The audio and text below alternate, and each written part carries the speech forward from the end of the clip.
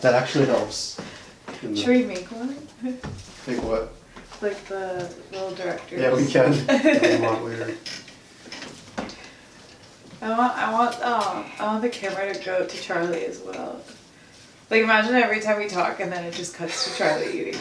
We can record them on my phone and then add them to the video. Or the whole video is just Charlie eating the plant and then our voiceover.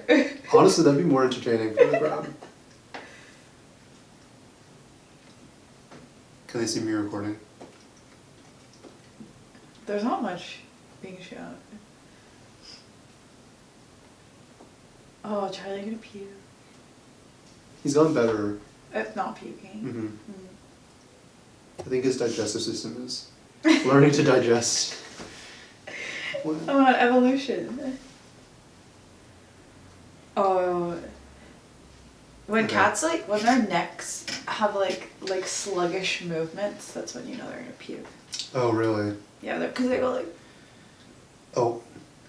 Do you change when you're being recorded? Like, do your mannerisms change? Are you more conscious of your voice and what you're saying? Yeah, I definitely do. I think it's impossible not to. Yeah. I don't change that much. Yeah. I feel like I'm good at performing. Like, in a group setting, I'm really good at performing. I change more in a group setting than I do in front of a camera. Yeah. Group setting. Oh, yeah, I'll have to figure out if that's true for me or not, but... Have you ever, like, made a video before? Not really. Well, I made high school, like, videos for class, but no, not really.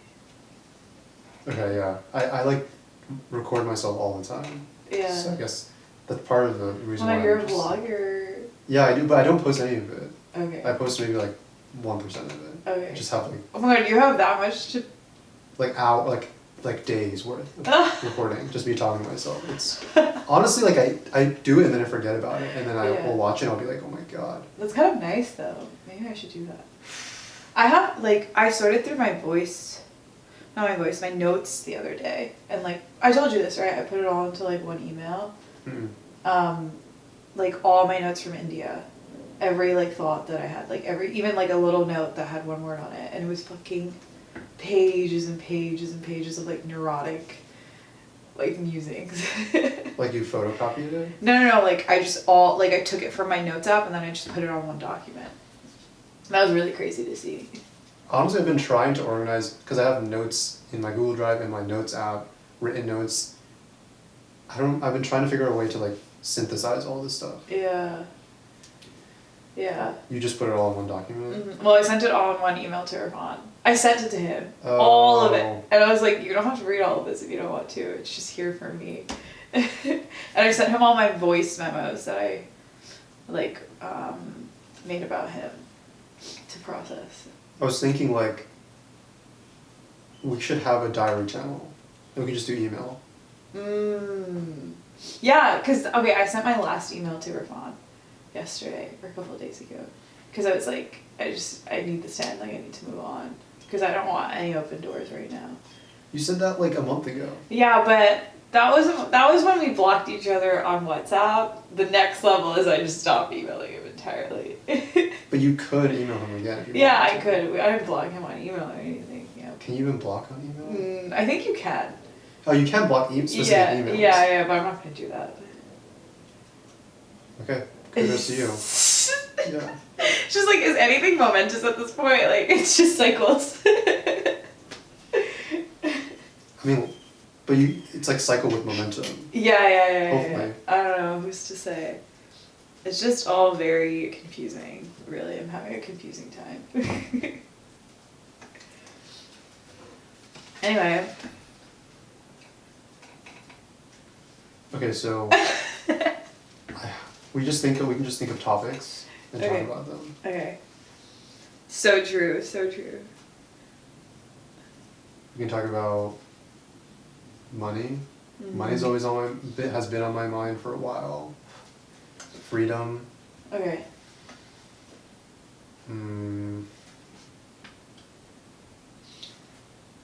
Thoughts. Just thoughts? Just thoughts. Okay, let's do, between those three, let's just pick one. Money, freedom, thoughts. Or let's do a random number generator. Okay. 1 to 3.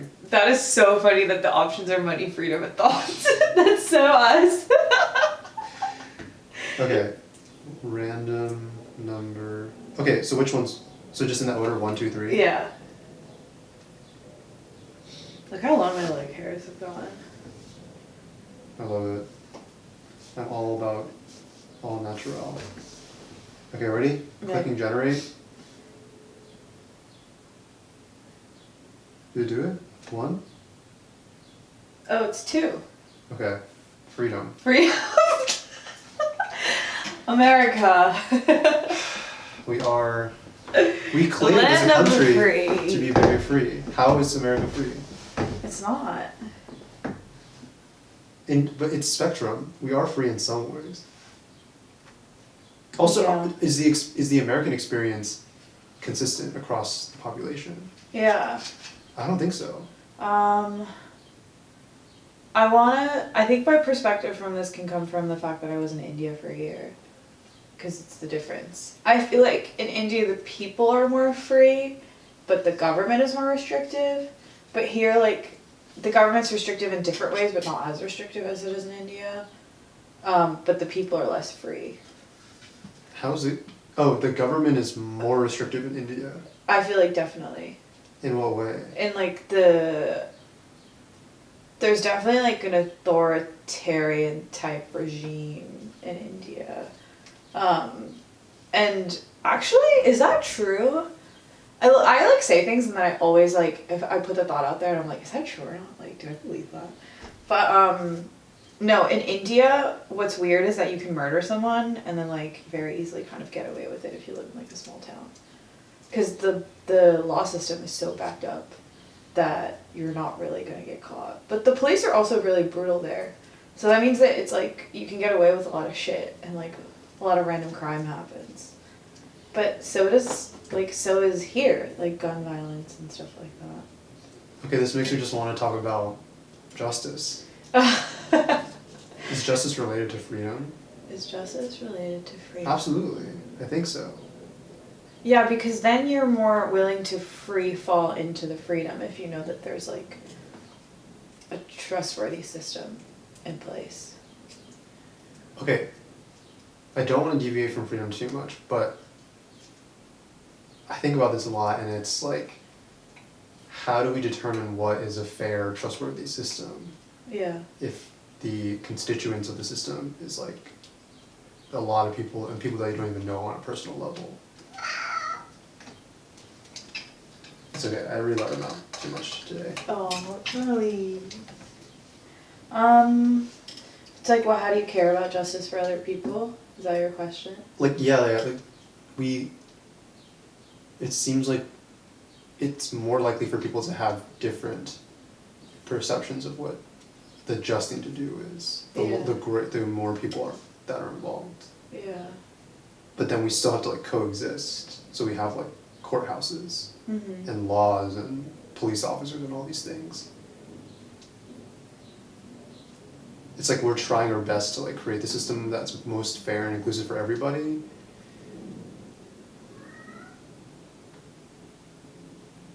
Is it? This is like John Stuart Mill's writing.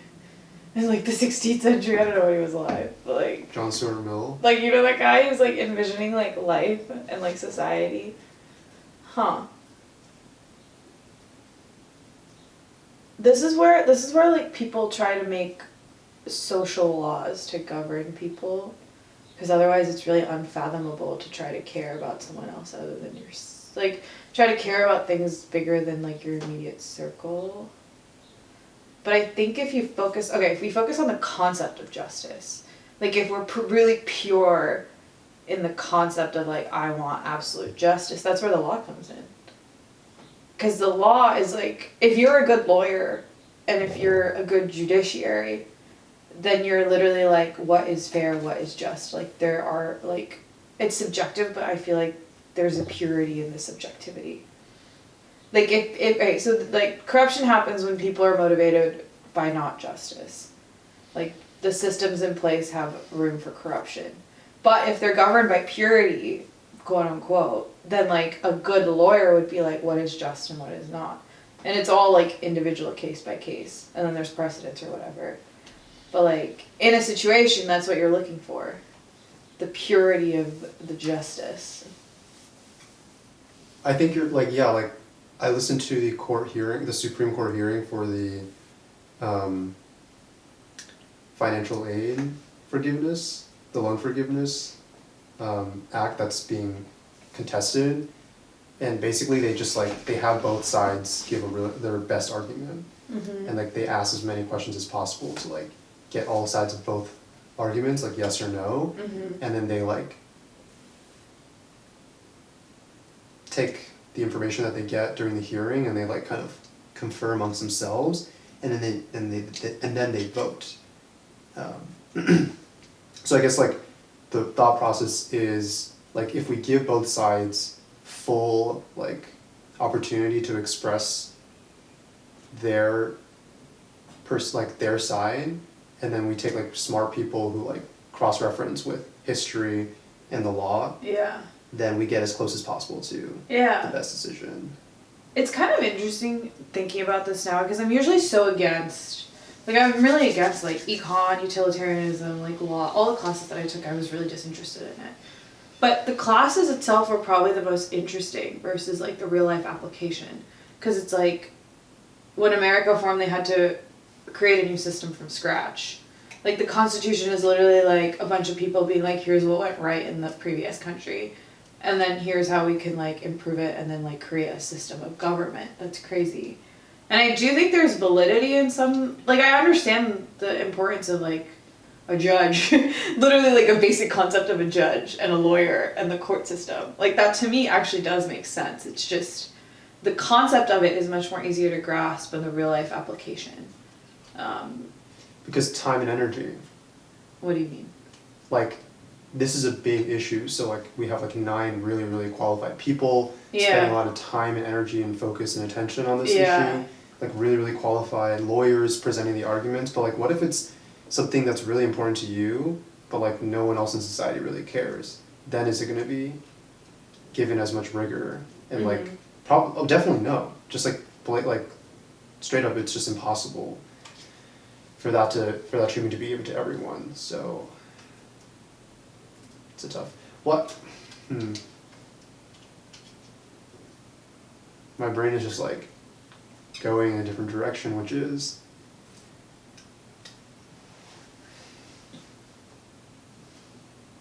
I feel like I struggle to understand large societies. Because I'm like I only really understand the people I know.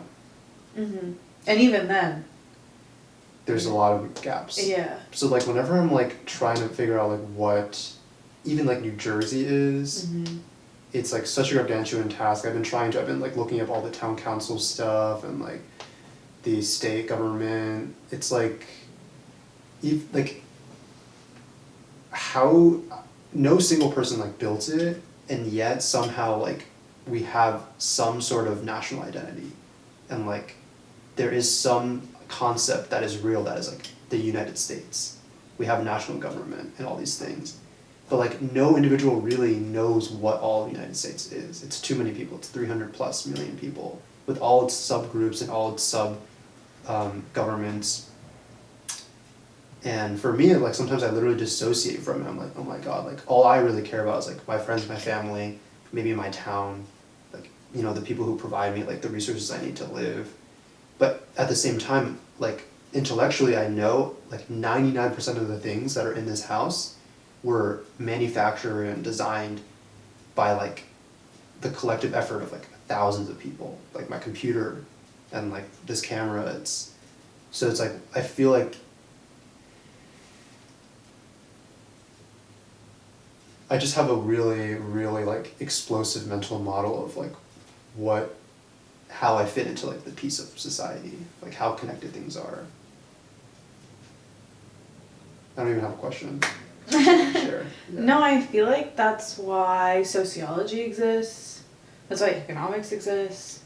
Like, this is kind of a basic argument, but like we weren't meant to exist with this many people. We weren't meant to know this many people like intimately. And like building on that, it's like, well, what do we do now? Like, how do we exist in a world where we have an unfathomable amount of things to process, and like we have like social categories for things, and like I don't know, that's literally where like disciplines come in. Like economics is trying to boil down like the entire consumer population into like the economic and uneconomic man. It's trying to like decipher what people would buy and what people would. How the fuck are we supposed to know that? Like, how do we know when someone's economic? Like, how do we know when someone's like a rational consumer versus irrational consumer? I just think like we build a lot of thought in categories when we're presented with this much scale. We have no other choice. Yeah, and I do think there's validity to some category. I love typecasting people. Like, I'll run into people and they do fall into the same category. But then it's like, how much of that is fair? Like, how much does that take away from, like, the uniqueness of, like, everyone? And then also, how much of it is, like, actually real and valid? And, like, there are groups of people. But then it's also, like, what defines the groups? Like, do they belong in that group? How do we govern those groups? Like... Like, I feel like the questions just balloon and balloon and balloon until I'm like, okay, what actually matters to me? Yeah, that's when I stopped literally caring about anything else except myself and the people around me. But that kind of goes against society, because, like, or maybe it doesn't. I don't think it does. Well, I mean, man is self-interested, that's like the principle of economics. And the principle of Buddhism is like, all men just want to be happy. And the path towards happiness is to be giving, compassionate, generous, which kind of conflicts with all man is, well, I guess not really, but because it is kind of self-interested to be compassionate. Yeah. That's the argument of Buddhism. It's like you, underneath the desire to like serve yourself is the desire to be happy. Yeah. So to serve your happiness, your deeper need is to serve other people. Yeah. Okay, I get it. So they can work in unison. I think we can lean into like everything that we see as a vice. Like if like I was thinking about this the other day. This is a total topic shift, but like envy. I can lean into envy by literally just being happy for them that they have something that I want.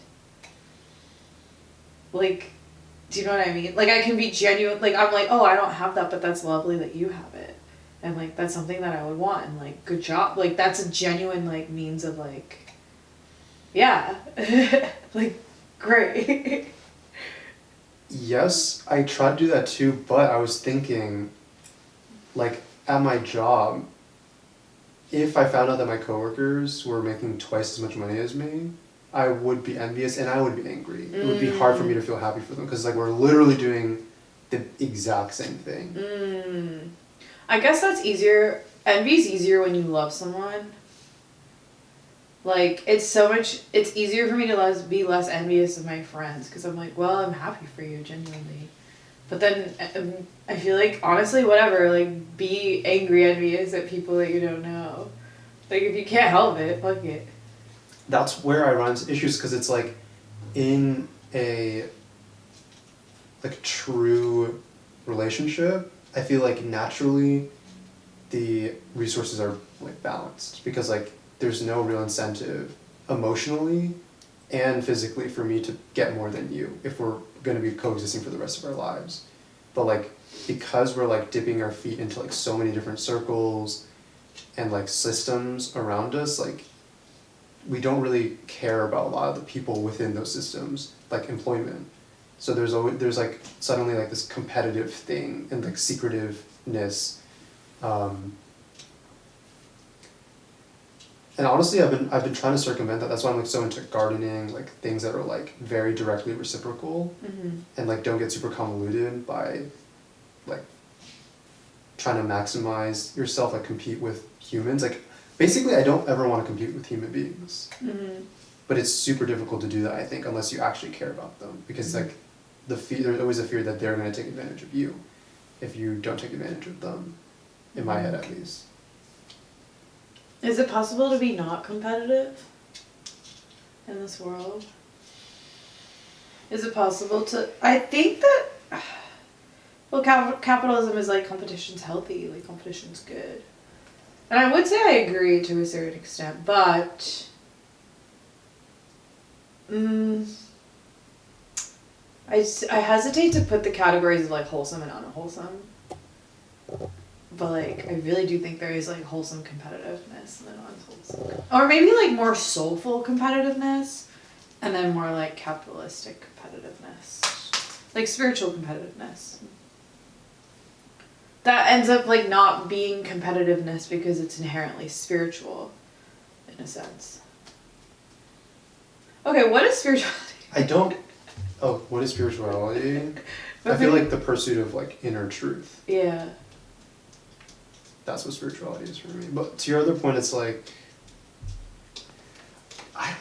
first of all, I don't know, I actually don't think,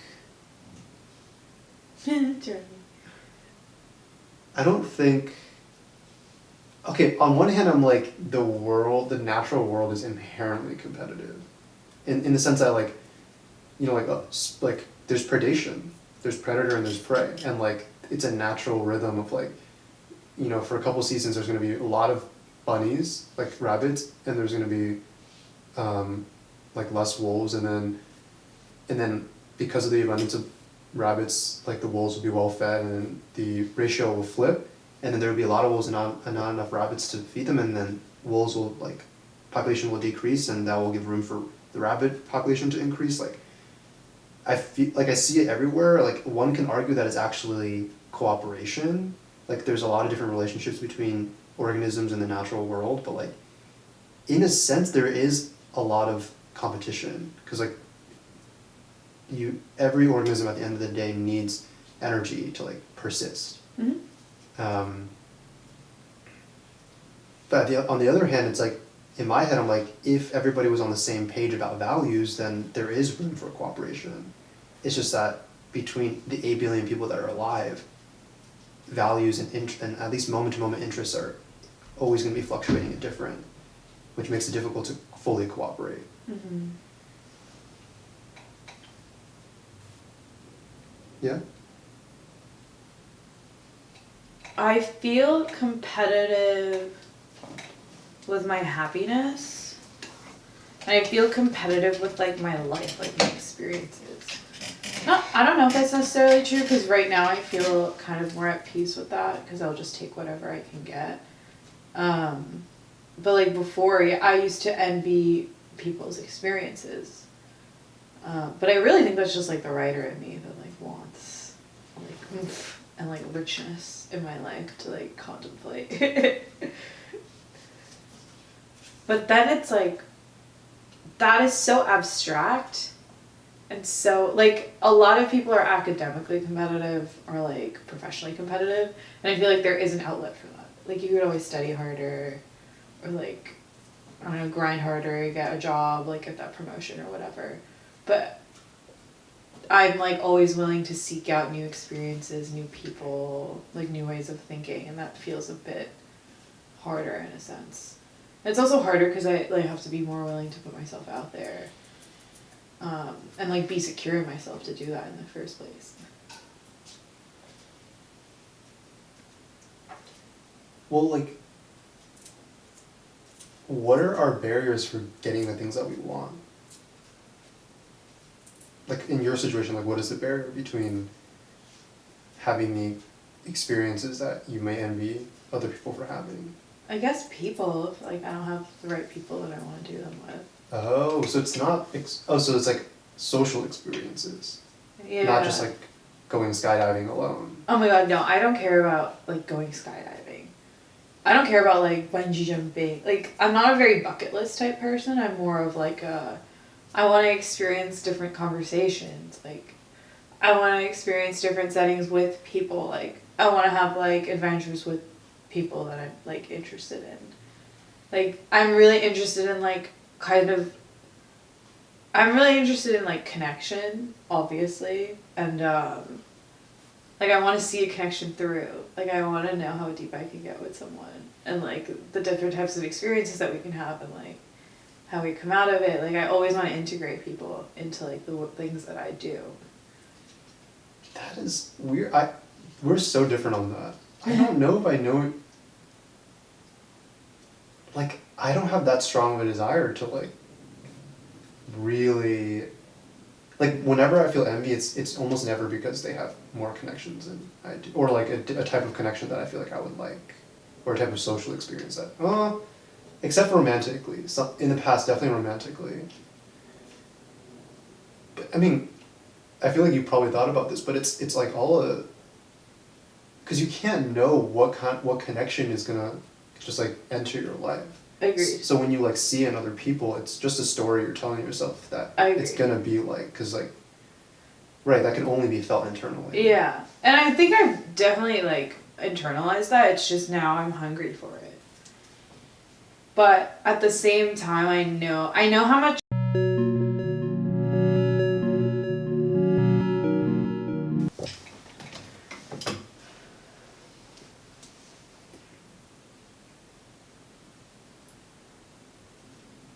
If I were to, or are you saying something? You should finish your thought. I want to build community first and then have fun. Or, I mean, obviously have fun in the process too. But I feel like I'm not gonna have the social experiences that I want until I'm around the people that like are on the same page with me about that. Yeah. Yep. If I were to map out my timeline from coming back from India into like this new setting, I was really anxious the first month. Like, I think February was the first. Oh my god, it's only been like 2 months since I've gone back. Wow. I feel like that's not actually that much time. No, it's a super short amount of time. Yeah. Oh my god, no wonder. I was really anxious February, but I had a lot of moving parts to work with. And I think the hard work that I did was my anxiety. Like, when I'm, like, because I was anxious about all these, like, connections with people, like, they felt really insecure until they're secure. Like, that's the work that I had to put in like, building that. And now, like, I feel less anxious this month because I can, like, kind of, I have more room to just, like, watch the connections, like, into fruition. Like, I can see my friendships actually growing in a meaningful way after I, like, put myself out there. Like, and the anxiety has reduced a lot. Like, I'm much more comfortable with my alone time now. So it's, like, the building, to me, is, like, the hard work that I put in. And they, like, the hard work that I feel is my anxiety. Because it's, like, really hard, like, to, like, fear of abandonment comes in, like, loneliness comes in. Like, there's just, like, a lot at play when you're building. What's underneath that fear? Like, what's underneath the anxiety? The feeling of darkness forever, I think. In terms of like dying? It's not even dying, it's just like the lack of a safety net. Like, okay, this is what I was reading in that book that I sent you, where it's like when you're alone and when you're lonely, you have no cushions for your thoughts. Like, you know, when you have like all your fears come out to play, like sometimes there's no, like, where do they go besides like they're just there. Like, if you have like cushions, like if you have like, well, at least I have Spencer, then like that fear of loneliness has a cushion. Or that fear doesn't exist at all because you're so, like, your needs are met. But actually the fear will always be there, but it's just like your needs are met, so it goes away for a bit. But like, I guess the underneath all that is that I don't have a cushion. And then you're like, what do I do without a cushion? Despair. Yeah, and it's just pure pain. It's just pain, it's despair, like there's no words for it besides like, fuck, you're depressed. Like, that's depression. Sometimes when I'm really afraid or like in a low mood, I like see my two options before me. One is like meditate, like recede into myself, like find like my inner safety, and the other option is like seek help from people. Like, do you have that too? Mm-hmm. Like, Meditating works until it doesn't. When I was anxious, like, some days like nothing helps. You know, you just have those days where you're just like a sinking black hole, and you're like, well, try again tomorrow. But that's just my anxiety, and I don't feel it as much anymore because I do feel like my needs are being met. But when they're not met, it's just like life sucks. Life sucks, and then you're experiencing all these negative emotions. Like envy comes back really strong, and then like loneliness comes back, despair comes back. Your physical body is weaker. Like I just don't want to be in that state. I don't want that. But that's also something I have to accept when it is coming. Okay, unless it's like a really basic need and you're like for example, you haven't eaten in 4 days, I feel like emotional needs, we can reach a point where acknowledging that there is actually always an antidote to like spiraling because of an emotional pain. Yeah. I think that's possible. I feel like I've been doing it actually, Mm-hmm. where I literally meditate in a meaningful way and I journal and then I call someone. Mm-hmm. Like it actually works consistently because the pain it like originates from a part of me that just like doesn't know what's happening. So once I like tell that part of me that what's happening and like how I can help him, then it's just like there's like he feels seen and like taken care of and like we're good. And you're I feel befriending it. Like you're getting acquainted with that feeling. That's progress. I will say in the beginning when I was doing this like type of work, like the best I could do sometimes was like prevent like the earth beneath me from like just falling apart, which is because like that part of me had been abandoned for so long. The only thing I could do at this point was just be like, just hold, like I'm just gonna like sit here and like let you be destructive, because like it couldn't even be reasoned with, like there was no verbal communication, it was just like presence. That point was really hard. Well, when we had our conversation the other day, I felt this feeling that I felt when I was with Irfan. And I was like, oh my god, I'm doing everything wrong. I was like, I'm approaching relationships wrong. Like, maybe I have to change. Like, all those thoughts just come back in just by default. And then I'm like, wait a second, this is just that same feeling. And like, it's also just like another feeling that passes. Cause like sometimes I feel like I'm doing things right and they're going well, and then other times I feel like I'm doing things wrong. But those are all just like same sides of this, like the coin, and that coin is just that it's a feeling, and that it'll pass. Okay, that's a common thing that, like, I don't know if that's a common thing that happens to people, like when things aren't feeling good or things feel tense, they like internalize. It's Yeah. like I'm causing it. Yeah, it's like catastrophizing. Mm-hmm. But then I had like I just had to calm myself down and be like, listen, like you're not losing. Like the fear of loss comes in, like everything kind of comes in because it's just like an intense emotion, and you don't want to. Like your ego comes in because you're like, what the fuck, like I don't want to be wrong. But then you'd like have to learn how to put that all aside and like see it for what it is and like the truth of like the matter.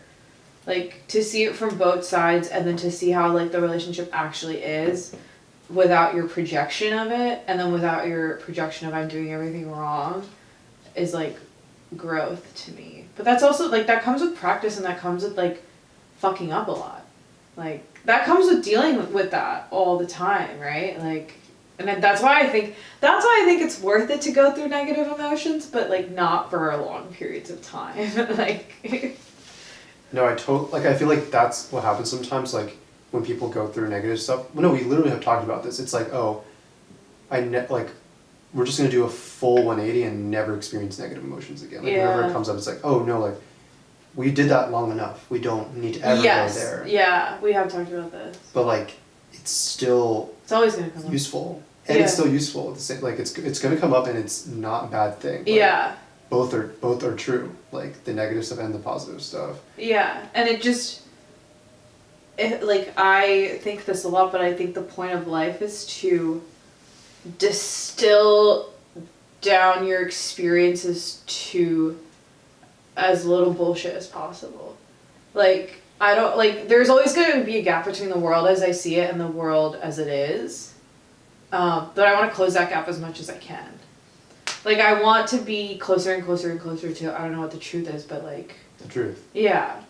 And I don't know if the truth exists, blah, blah, blah, blah, blah, whatever, but that's what I want. Like, if like me and yours relationship, I want to see it for what it is. Like, I want to see how you're feeling, and I want to see how I'm feeling, and then it's like, if I can see how you're feeling, then it lessens how I'm feeling. Because then I understand, and then I'm like, well, like, I mean, I'm not really that attached to how I'm feeling. But then that's just the truth of the matter. Like, you just know what it is. And I want to, like, that's, like, the only thing that I strive for sometimes.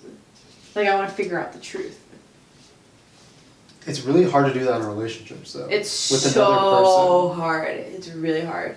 Like, with this tree, like, even with things that are not a human being, it's still hard sometimes. Because, like, we still have stories about everything. Yeah. But with people, like this tree is not as dynamic as you are. Like, eventually I can figure out how to, like, connect with this tree. Yeah. And, like, how do you be selfish and unselfish at the same time? Like, how do you address your needs and also understand where the other person is coming from?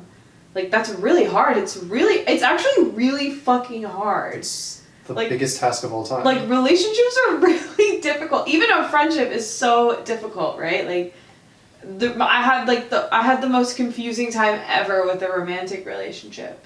Because I was like, I understand where you're coming from, but this is what I need. And, like, what are we supposed to do? Like... I'm like, I've never been like I've never been like, oh, this is just a friendship. It's gonna be a completely different level of easiness. Yeah, I agree with that as well. But and so like I'm familiar with like conflict in friendships. It's still a relationship. Well, the stakes are the same, honestly. Right. If I were to think about it, the stakes are actually the same.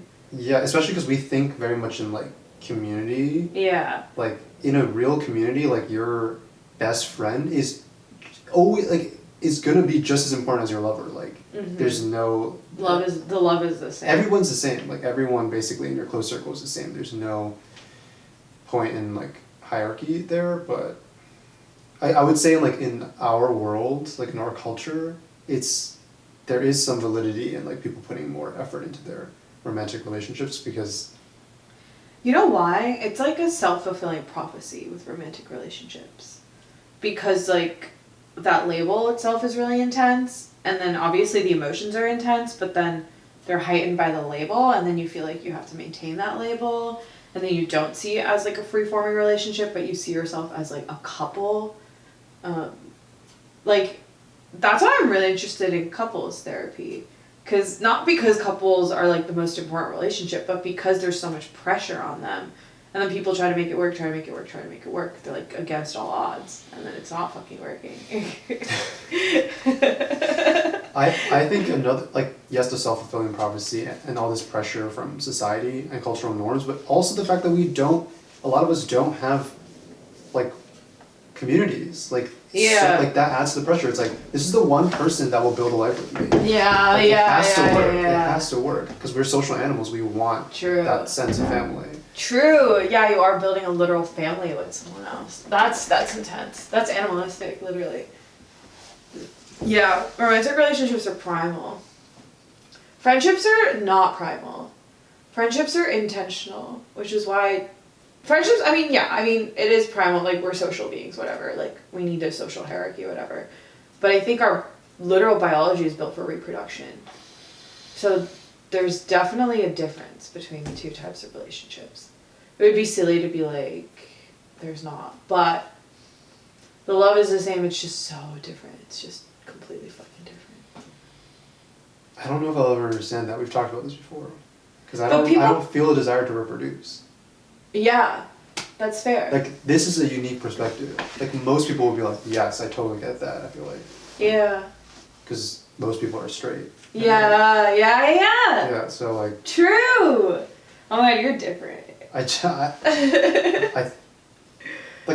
honestly is...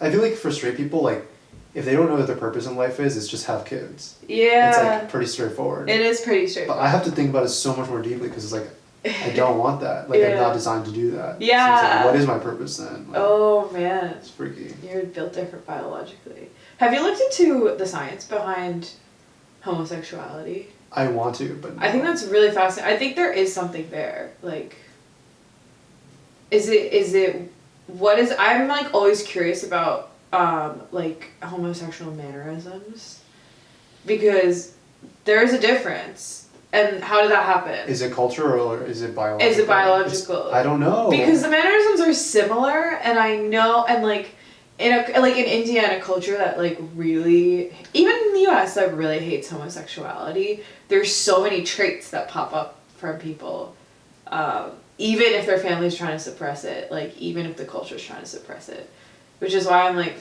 is it genetic? It's probably, I don't know, it's definitely like chemical, like something's happening in the brain, obviously. Yeah, because I'm trying to think about like, because I can tap into that part of me that's like really like flamboyant and like more effeminate. Right. But I can also tap into the part of me that's like more traditionally masculine. Mm-hmm. So it's like I can't even tell if I'm just really good at learning how to be a type of person, and then I just like copy that. Like I have the script in my mind for like a masculine guy and the script in my mind for an effeminate guy. And social scripts. Right. Yeah. And I just like, depending on the situation, I play that role. Or if it's like something that was just programmed inside me. It's so hard. I mean, this is just like, this extends into like everything. The whole the argument of like nurture versus nature. Yeah. It's not just for gay people, but I mean, that's like a whole other subsection of nurture versus nature. I can't recount how many conversations have ended with us arguing about nature versus nurture. Us too? No, like us as in whoever I'm having the conversation with. It's honestly it's the end of a lot of conversations because you just can't. There's no conclusive evidence. No, for it. and I do. It's obviously an interplay of both. It's just a question of like the specifics of that interplay, which I am interested in. I would like to narrow down the specifics. Honestly, I'm not even that. I think I'm mathematical in the sense that I love, and this is something new about me that I've just discovered literally a second ago after I just thought about it. I love like percentages.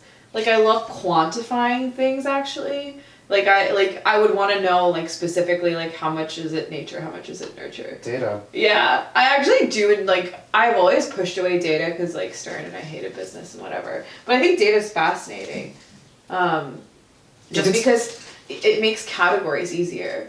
It makes social sciences a lot easier actually. I don't think like modern society, like literally millions of people living together, is going to change, and I feel like data is the only way to have a somewhat understanding of all these people. Yeah. So like, I'm also interested in it. That's so funny. That's so funny that I resisted that for so long.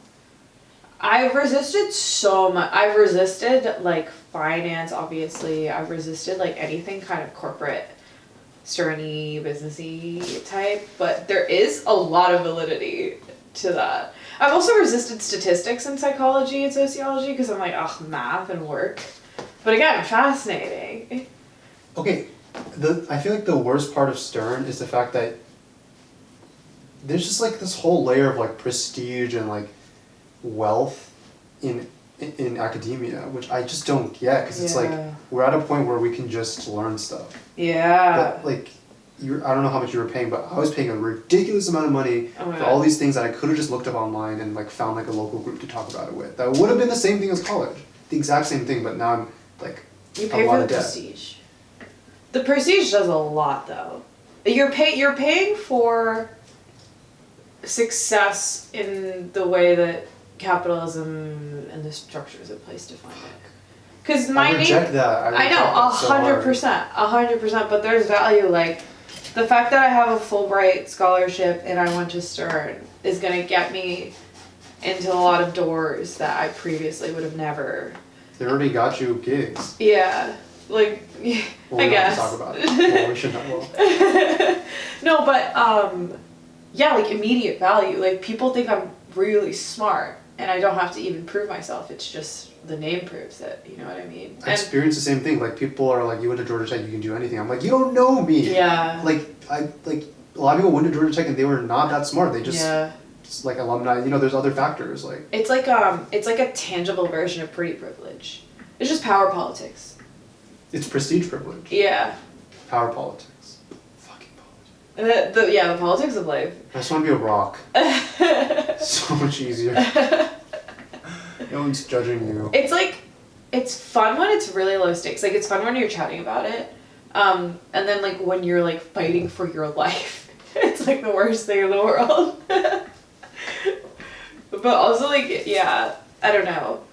When I was ego tripping, I was like, oh my fucking god, I have so much power, blah blah blah blah blah. But then when I was like, when my ego death happened, I was like, Jesus Christ, none of this matters. Like, I just want to be at peace. I was like, literally none of this shit fucking matters. Like, I just want to be a good person. And that's another conclusion that people come to. Be a good person. And none of this shit matters.